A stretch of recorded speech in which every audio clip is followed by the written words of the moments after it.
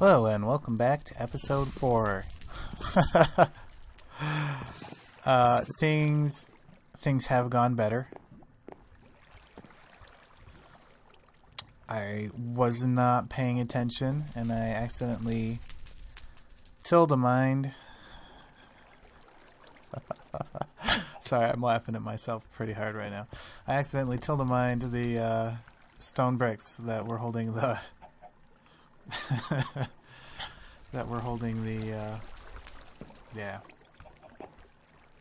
lava in place.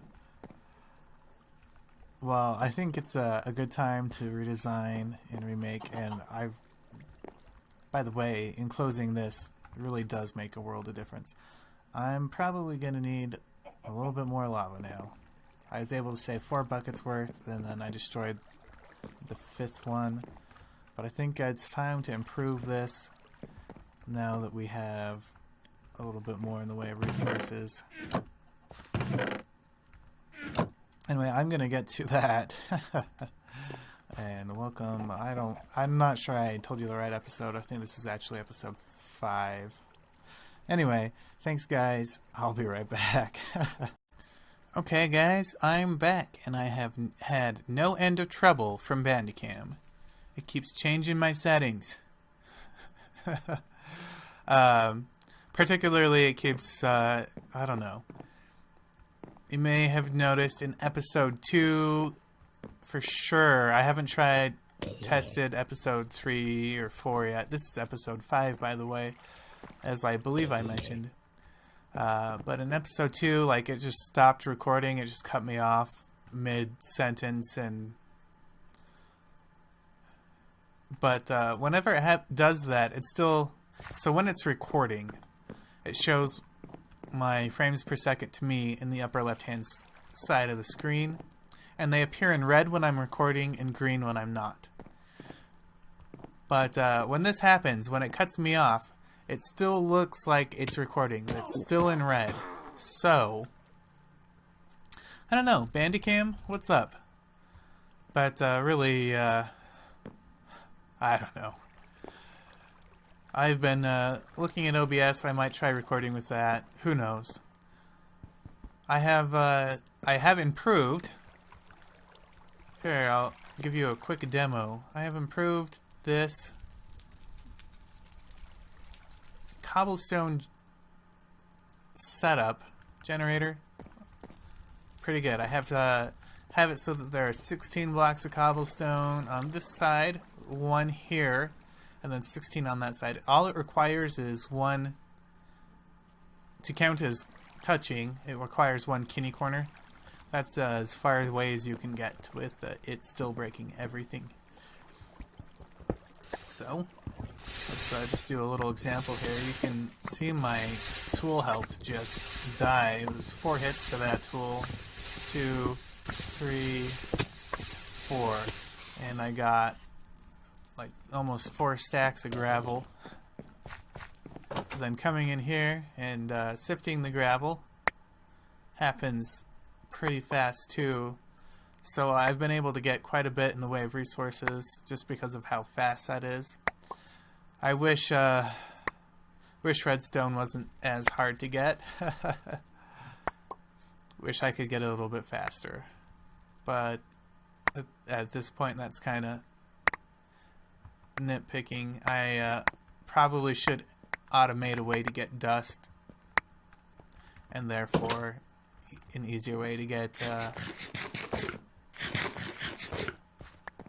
did I leave the door open? Regardless, having this, I will finish my first sentence.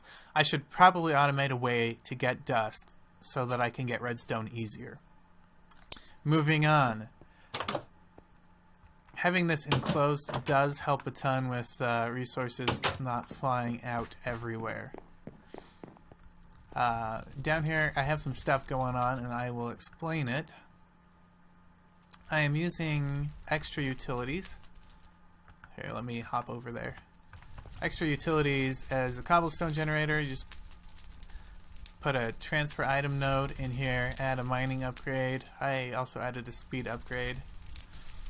But what it's doing right now is it's keeping, first of all, these crucibles full, so it's creating lava any time the crucibles can have a space to create lava in. It filled up this chest with cobblestone. It's dumping extra cobblestone in there. That's our dump spot right now. And we have these fluid transfer nodes attached to these crucibles, and they're keeping this lava generator full, which is powering these two machines. Also, cobble's going into the auto hammer. It's keeping the auto hammer full. And then I'm just using a simple hopper to come down here and let's put some fuel in there. To come down here and put the gravel in here, and they work at roughly the same speed. This has been 8 for I think as long as this has been running, because I forgot to put a mesh in to start with. Actually, if anything, this one is slightly faster than the auto hammer. Not 100% sure on that. What I like is the little person that's in there, and you can change the little person if you know somebody's username or you want to use your own. You could even make me your slave and put me in this little box. But I believe you do it by naming a name tag, the name of a player, and putting them in and using that on the autosave. I'm not 100% sure. I do not know who Dustine is. should, but I don't.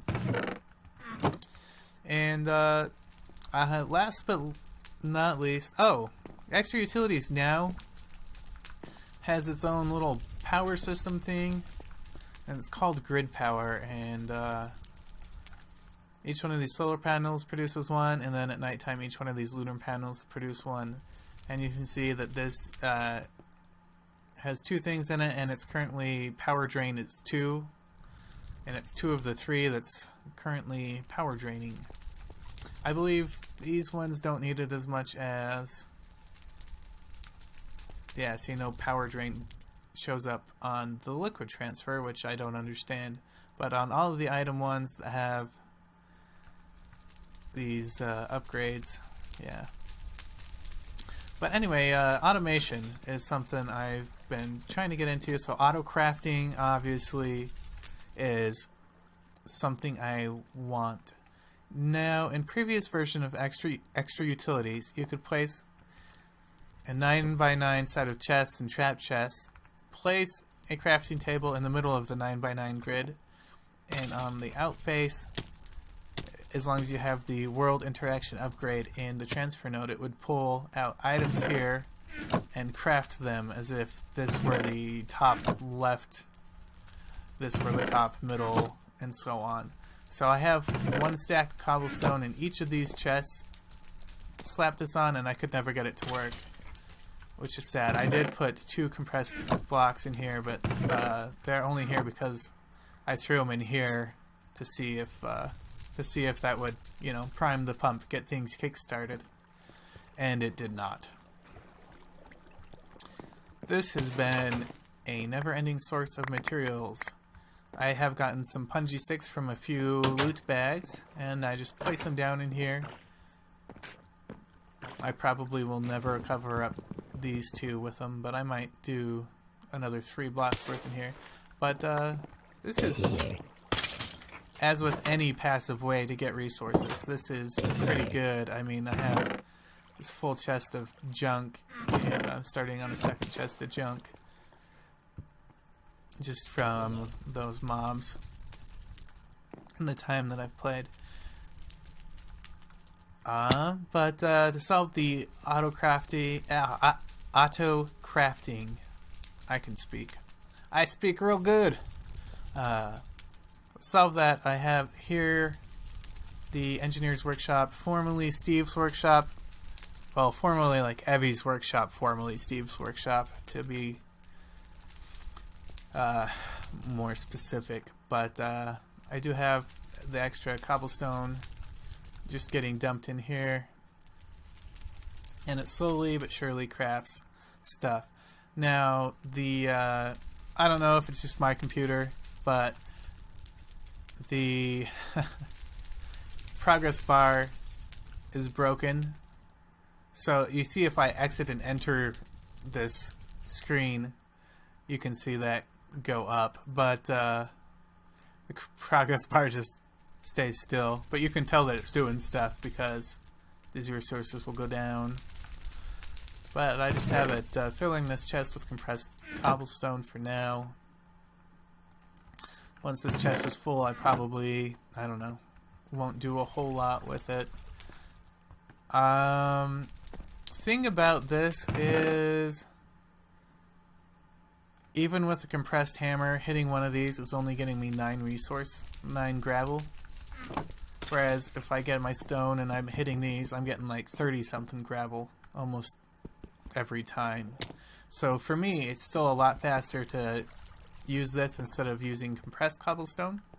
But they do have a compressed version of these, the auto hammer, and also a compressed version of the sieve.